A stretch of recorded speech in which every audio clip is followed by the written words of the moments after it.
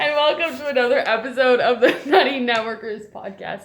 Today we will be discussing our Wetaskiwin Hospital. But to start off, I would like to thank all of the healthcare and other essential workers that are working through these COVID times, who have been staying strong and working ridiculous hours since the beginning of last March. I can't believe it's already been a year. It must have been a very long year for all the nurses and doctors and EMTs and everyone involved with the healthcare system.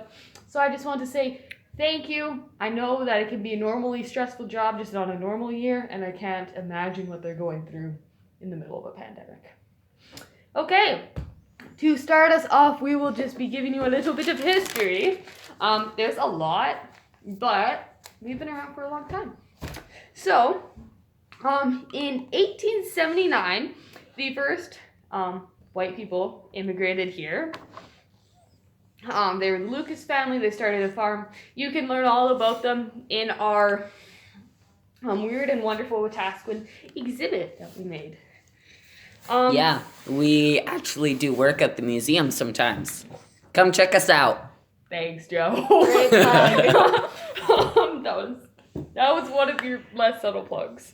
And so 3 years later, in 1892, the railways through town Wetaskiwin popped up, and Dr. Baldwin set up a practice here in Wetaskiwin. And there was a bunch of women that just ran maternity homes. So, like, you came and had a baby there, and then you went home. You didn't actually have it at the hospital. Interesting. Now, in 1908 or 1907, we don't really know for sure, Dr. Mary McGill from England came to Wetaskiwin and started a cottage hospital and nursing home.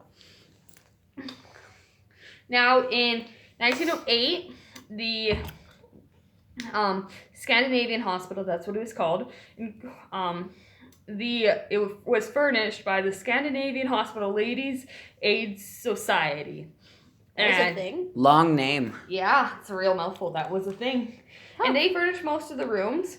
And this hospital was in a building behind the courthouse.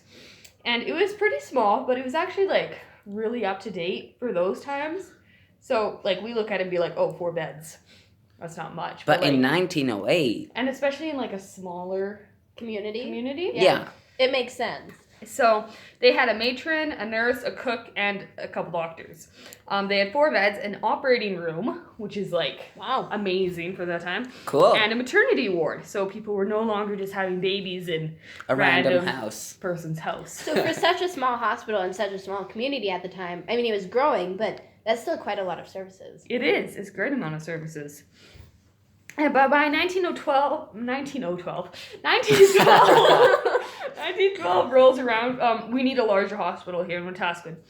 So now there was a men's ward with 3 bedrooms. There was 3 beds for women and 3 maternity beds and an operating room. So now there's only 9 beds, but like... That's 5 more than before. 5 more than before. But that's also like 4 different rooms, right? A men's, a women's, a maternity, and an operating room. Yeah. And then they added another nurse. So now there's 2 nurses. Sorry, the mask is hard to speak in. It's okay. Now we're just going to jump back a couple years. In 1904, the Prince of Wales Hospital started, but then it stopped because of, like, some problems that were happening. But then back in 1917... the building was turned into a military hospital. And the nurse there served for, I think, like, a little bit over a year until she was called overseas. So, it's amazing how, like, all the history is just intertwined together. Yeah. Where it's, like, because we talked about the wars. Yeah. And now we're back there again, right? It's a small world. It's a short history. And then in 1920, Wetaskiwin took over the military hospital, so it was just run independently. Now it was taken over. And there were 6 private rooms, 3 men's beds, 3 women's beds, 3 maternity beds, and 2 semi-private rooms with 2 beds each. Wow. There was also a nursery with 4 cribs. Wow. So hopefully no one had twins. Fancy. a large state-of-the-art operation room, and an x-ray.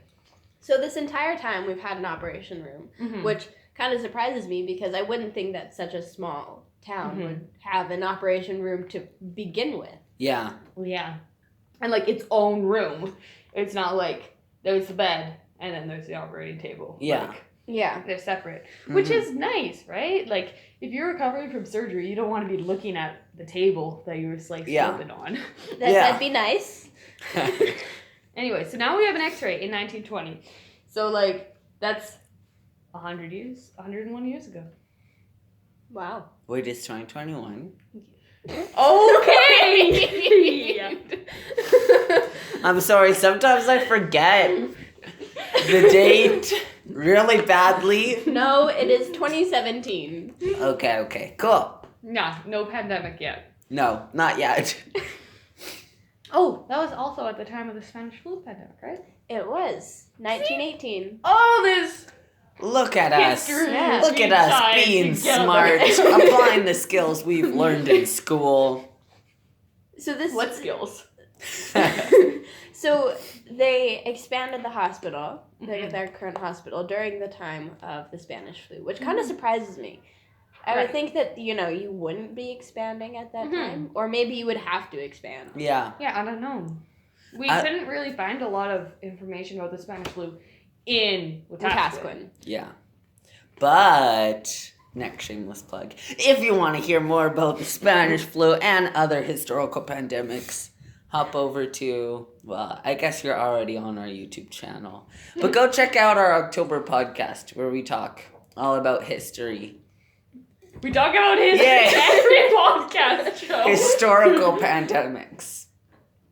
You're just shamelessly plugging in everything. You know what? I don't care. Go check it out. It's cool. All right, so continuing. Now, in 1932, the Wetaskiwin Community Hospital was built. But then it was torn down in 1964. Oh. So, 32-ish years, right? So, Yeah. I don't know. Pretty good. Why was it torn down?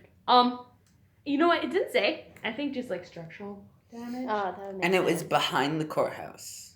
No, that was the Scandinavian hospital. Oh. That was the first hospital. Like, Wetaskiwin has had many hospitals. Hospitals. Yeah. Yeah. 5 or 6, right? And then this was a 50-bed hospital with a matron, 11 nurses.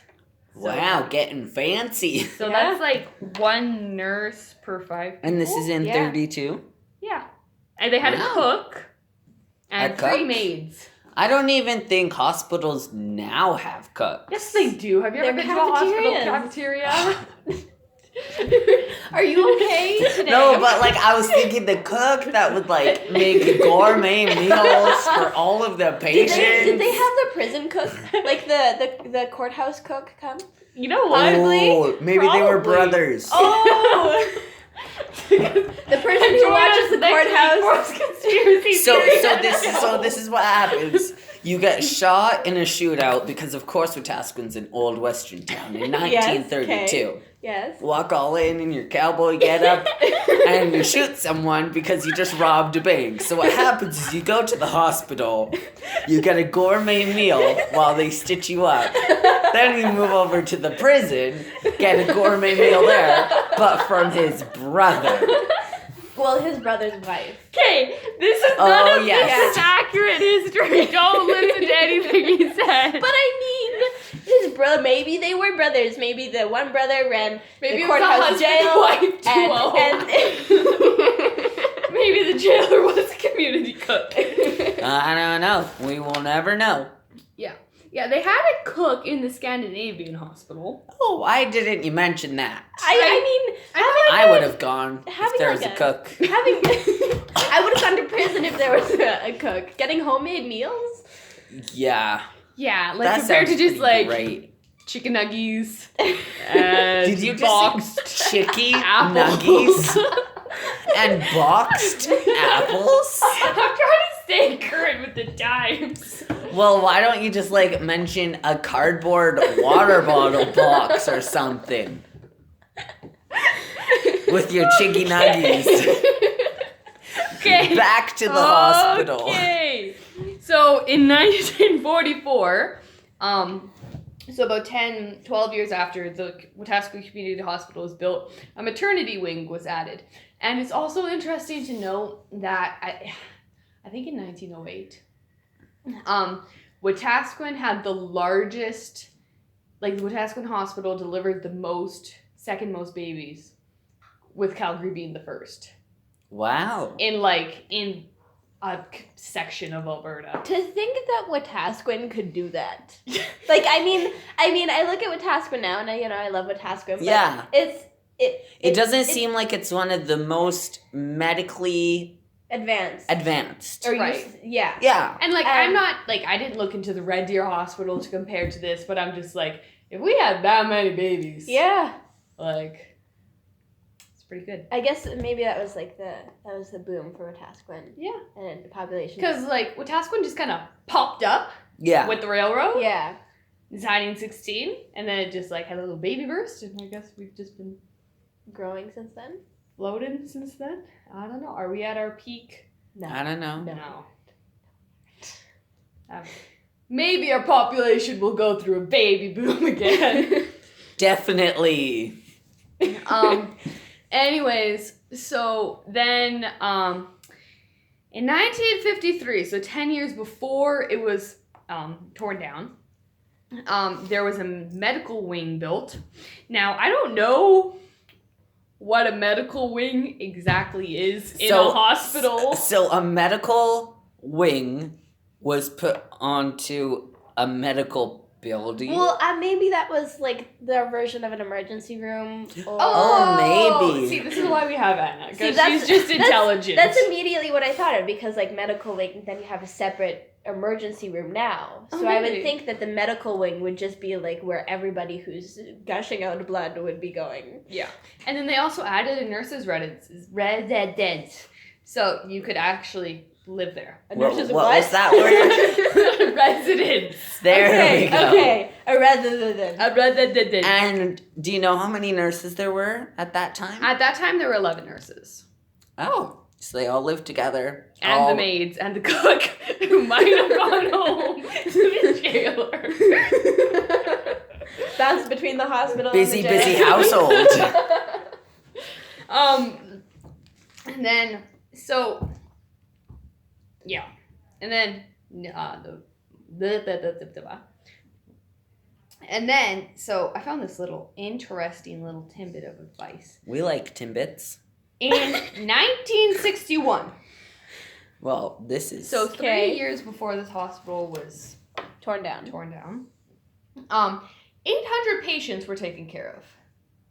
Wow. In 1 year. In 1 year. So, I don't know what the statistics are now, but just, for that time, for how many beds they had. that was a lot. Now, the next year, so the new hospital was opened in 1962 to replace the old hospital, right? Guess how many people they treated then? 1,000. 30,000. 500. I don't know. 500,000. Oh, wow. I went So, down. it tripled. Yeah. Which, because in 1962 they built a new hospital, opened, Mm-hmm. with 60 staff and 90 beds. So we jumped from 50 beds to 90 beds. So 40 beds. Wow. My question is, what happened that was so drastic that made it... It's that 1962. Maybe- Yeah, what happened in 1962? Maybe it Let's ask was... Google. Maybe it was the rise of... population? Yeah. What am I looking for?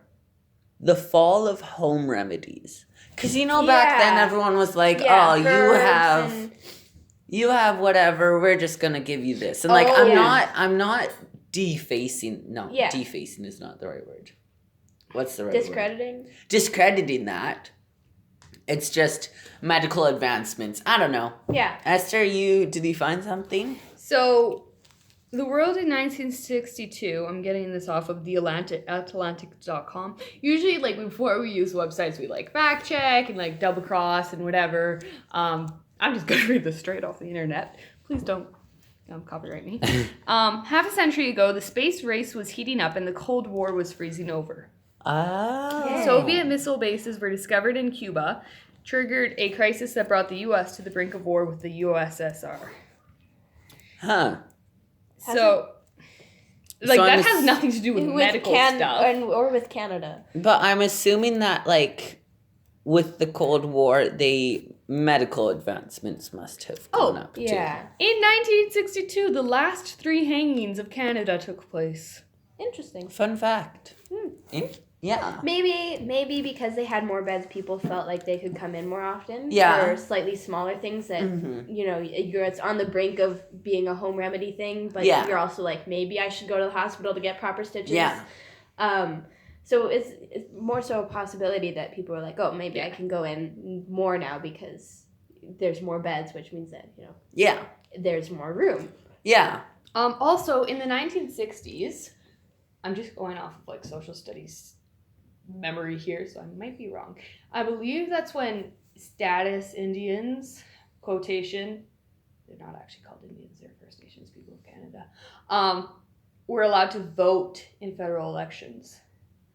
So I think that sounds right. About right. That sounds about right. So, like, I don't know. Now I'm going out on a limb. And but, like, medical advancements and then the Cold War and the space race with space technology advancements and so, like, we're going through this technology advancement. This period of technology advancement, as well as social statuses are changing. Yeah. Like, it might have just made more of an inclusive area. You know what I mean? Yeah. Also, right? Which makes sense. Also, this is, the baby boom in 1908? Mm-hmm. This is, like, they would have been getting old now.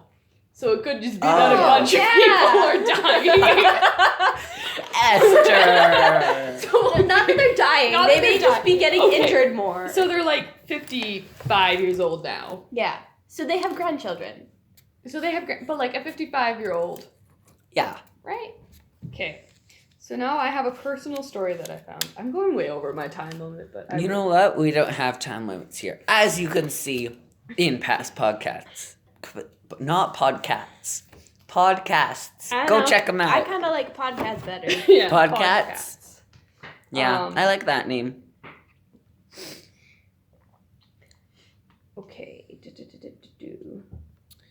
Okay, so on there was this guy named Leonard Brzezinski. Can you read that? I'm wrong person to ask. So for those of you who don't know, Anna's legally blind, and sometimes I forget that. Which is a good thing, but I'm not the person to ask to read tiny font. Like, there's a line between inclusiveness and...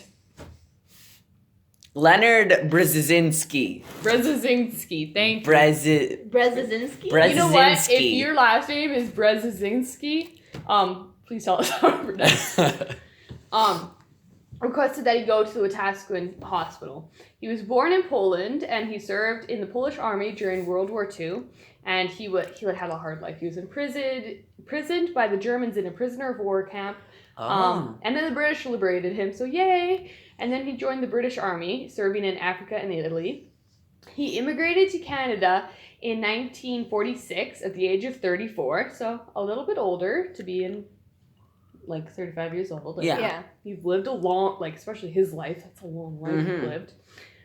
He bought a farm in the Westeros area in 1950 and worked it until, like, he had this serious illness.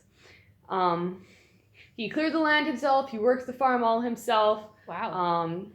He grew feed for his stock and he lived without electricity or running water. Oh, wow.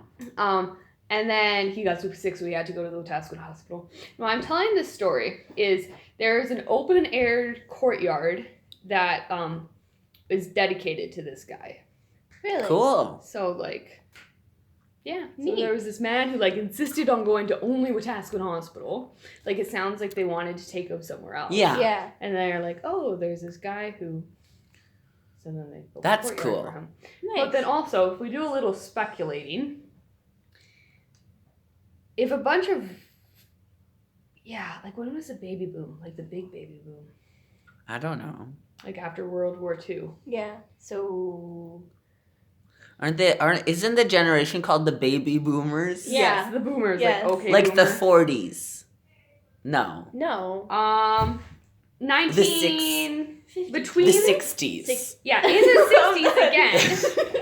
So The then 60s. that could just either it's all the babies that are now getting ill, or a bunch of babies are being born, or there's just a bunch of like the immigration population probably spiked up after World War II, and now they're getting sick too. So a lot of different things. So it could be it could be all wrong. Like there might have been just like a bunch of sick people.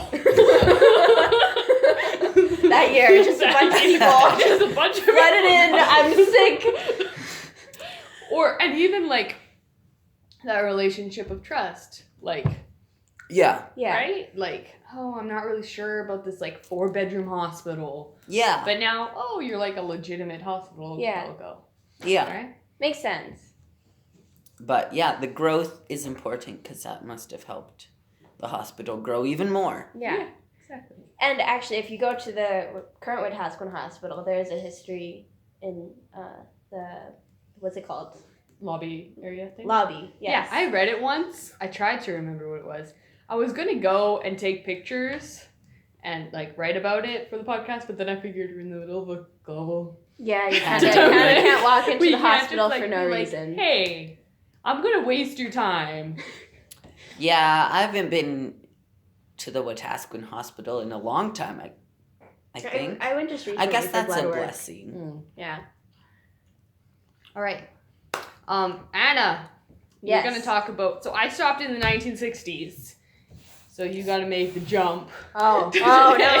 no. So all of the technological advancements that we've talked about. So I don't have anything between, like, I don't know if anything really big happened.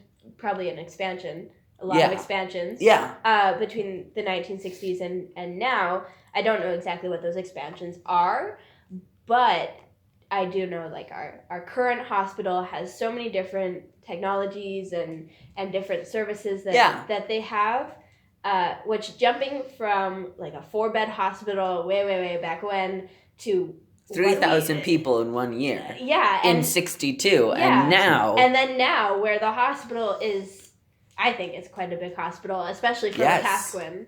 Yeah. And I looked on the Wetaskiwin Hospital website, and there is such a long list of services ranging from asthma to blood work to long-term care facilities. Did you know that there's a hair salon? There's a hair salon? In the hospital. I know there's a chapel. Yes, there is a There chapel is a chapels are usual in hospitals, Yeah. but a hair salon? Okay, There no, is a this hair makes salon. sense. Just listen to my theory for a second. Okay. All right. So- Another Esther theory. No, just So the cook from the jail. Okay, No, I'm just let's kidding. hear this. So, like, Wetaskiwin has a very large long-term care facility. Yes, it does. Those people are in the hospital for a reason, right? Yes, And they shouldn't be, like, going out to get their hair cut. exactly. And that's why the hair salon is Yeah. in there. So the Wetaskiwin Hospital holds a lot of different facilities that you would find, in and around Wetaskiwin, but just in the hospital, so it's such easy access. To list everything the Wetaskiwin Hospital has would take a while, more time than I think we have. So, I kind of need to know it has lots of beds. Is Has lots there of, more than has- 90 beds? I sure hope so. has lots of different wings and areas. Is And there a medical wing? there is a medical wing, and we have 3 ambulance bays. And, it's kind of crazy to think how much it's grown. Yeah. I mean, it's had to grow, but to think that it was a 4-bed hospital behind the courthouse for a while, and then it grew and grew and grew to the hospital we know today. And, like, Wetaskiwin Hospital has a really good reputation. right? Yeah. Yeah. Like, compared to Leduc Hospital, which, like, I don't know. Okay, so here's the thing. Like, I've never gone to Leduc Hospital for any reasons, but all I hear about it is negative reports. I've also heard that it takes an exceptionally long time to wait. And we're not trying to bash Leduc Hospital. No bashing, no hate on this channel. But, like, I think because Leduc is so close to Edmonton. Yeah. and then Red Deer is, like... Actually, Red Deer Hospital is really nice. But, like... I've heard stories of people going to Leduc for something that's not too urgent, then having to wait, and then they just eventually go to Wetaskiwin, because... Yeah. But, like, Leduc, for example, doesn't deliver babies. Like, you're supposed to go to Edmonton to deliver a baby. Oh, it doesn't really? It doesn't. I didn't know that. And there's a point where it's like, I don't know, I have anxiety. So, like, if I was in such an anxious state or situation, like having a baby, I'm not having a baby, don't worry. But then all of a sudden, I need to go to a town that I'm unfamiliar with. Yeah. With people I don't know. Yeah. And in this random city, like the Wetaskiwin Hospital, like, I know some of the nurses there, and I know some of the doctors there. So just, like, it's just all... Like, it's familiar. It's familiar, it's nice, and it's just, like, we're so blessed to have all of these services. Yeah. Yeah, and it's not just the hospital building itself. There's the pharmacy, and there's the walk-in clinic. Exactly. Yeah. There's just so many different things that are there and close to it that it's all familiar and connected. Yeah, exactly, right? I mean, my mom had all 5 of her kids in the Wetaskiwin Hospital. She moved specifically for it. Oh, wow. We were in Vancouver, and she's like, no, I'm having your brother in Wetaskiwin. I'm like, all right, well, I'm moving again. So we moved back to Wetaskiwin specifically to have my baby brother. That's so funny. Interesting. Yeah. That's great. I love your mother.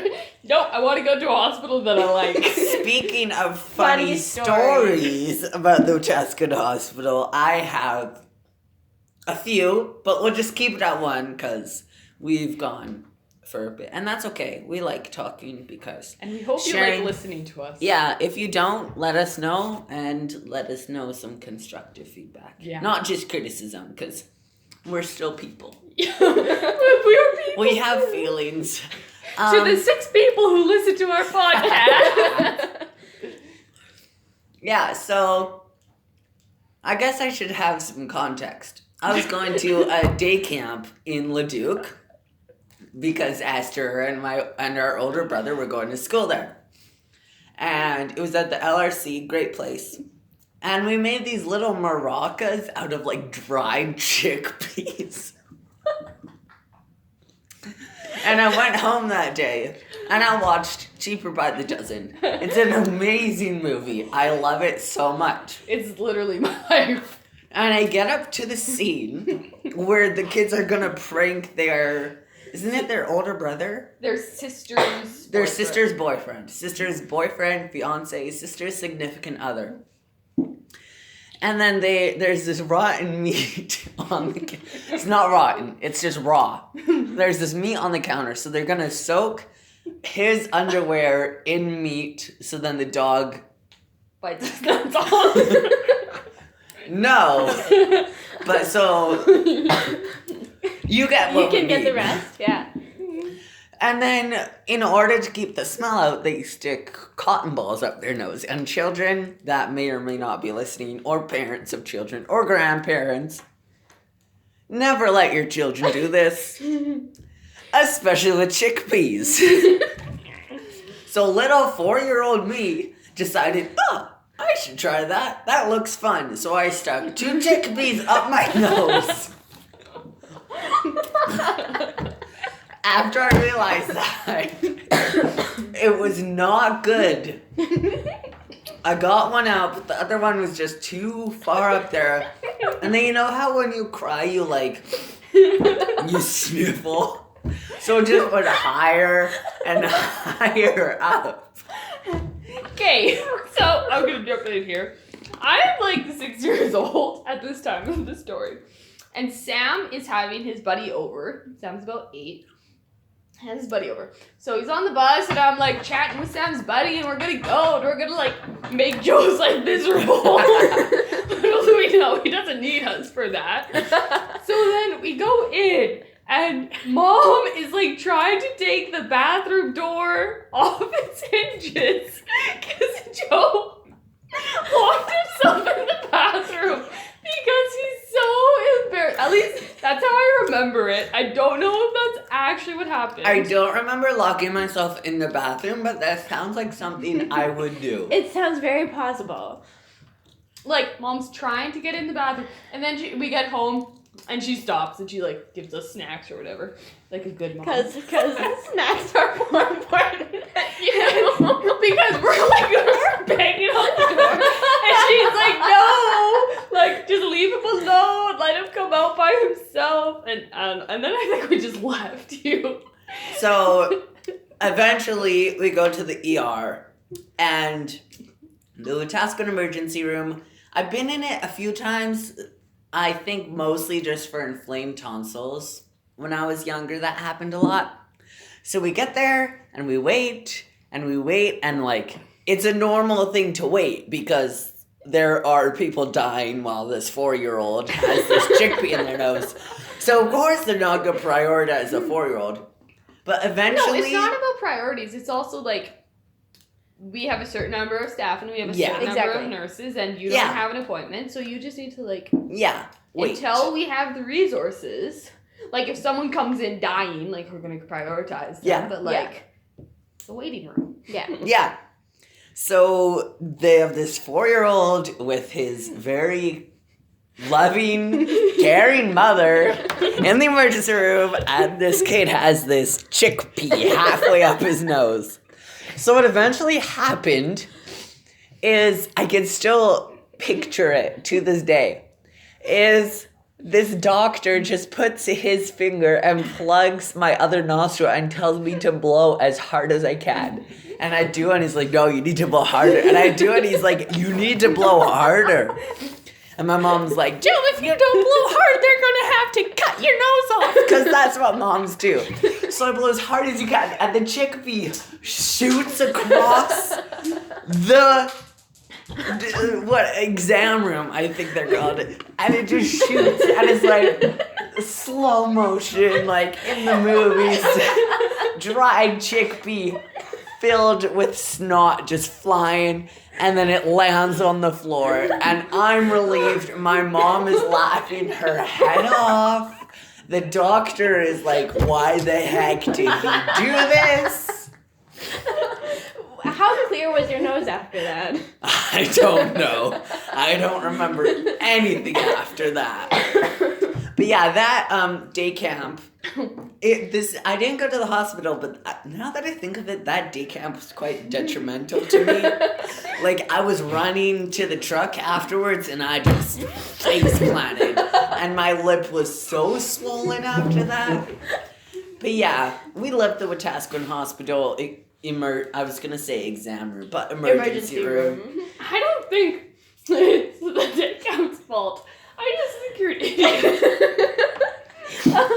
Oh, 4-year-old, no. 4-year-old me. So yeah, that was my funny story, and I'm moving back to Wetaskiwin for her little brother to be born in the Wetaskiwin Hospital. It had to be in the Wetaskiwin Hospital. Having a chickpea stuck up in my nose because I saw kids do it on TV. They didn't stick chickpeas. Yes, I don't know why. They stuck things in their nose. But I think what happened was I was just holding the rattle and I'm like, that looks fun.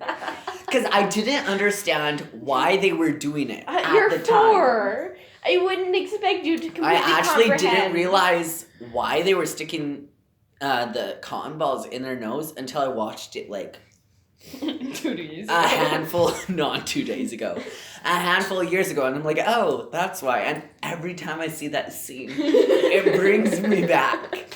And also, like, Mom, like, every time someone's, like, picking their nose, and she's like, one time Joe stuck a chickpea in his nose, and we have to go And to that the stops them hospital." quickly. And so it's stuck in his nose. Yeah, that's my fun ER story. It's funny. I guess that's the end of our Yeah, that's podcast. the end of Esther, our do you have a podcast. funny story? Do I have a funny story? So I was in the ER a lot as a little kid because I have something called celiac disease. So my intestines don't work like they should. And that caused a lot of like breathing problems, which I'm not a doctor. I can't tell you how my belly affects my lungs. Allergic reactions. It's just an allergic reaction, right? So I was in the ER a lot, but I don't really remember. And Sam with his allergies to like nature, to the earth. And then we Everything. decided to just build a house in the middle of a canola field because that's a good idea. Yeah, I But don't yeah. know. Like I don't have like really memorable ones. Yeah, but we're thankful for the Yeah, but we're like Wetaskiwin Hospital. I have never gotten bad service at the Wetaskiwin Hospital. Yeah. And like, Tristan's gone, our little brother, all of our siblings have gone there one time or another. For Yeah, one broken day. arms a couple times. But yeah, very But, yeah, all I can calm. say is very calm, very fast, very professional. Yeah, I never I know like being older, I know like how long nurse shifts are now. And, Yeah. Like doctor are on 32 6-hour rotations, and like Yeah. I've never experienced anything other than a calm, happy, collected, funny Yeah. doctor, right? Yeah. Yeah. And So, yeah. that's like no bashing, but like I've heard of stories where the doctors are just like doctors are human too. Like after 36 hours Yeah. of being on your feet, You're like, gonna be cranky. I'm gonna be cranky, but like I've never experienced that at the Wetaskiwin Hospital. Yeah. So thank you to all the healthcare workers and other essential workers, not just in the healthcare industry. Thank you again for getting us all through these hard times. We couldn't do it without you. Thank you for getting the chickpea out of my nose. And thank Because who would have known? Maybe they would have chopped it off. I don't know. Thank you to everyone the 6 people who religiously watch. We have more than 6 people. Discluding family. 6. Thank you to all the 6 people who listen to our podcast. We hope we made you laugh. Please like and share if we made you laugh. Please laugh. Please laugh. Yeah. Like, laughter is the best medicine. Yeah, especially during COVID where we're all at home. Yeah. Wash your hands, wear your mask, socially distanced. Please try to stay out of the hospital. Out of the ER, and Don't get chickpeas up your nose. there you go. That's our advice. Thanks for listening. We'll see you next month.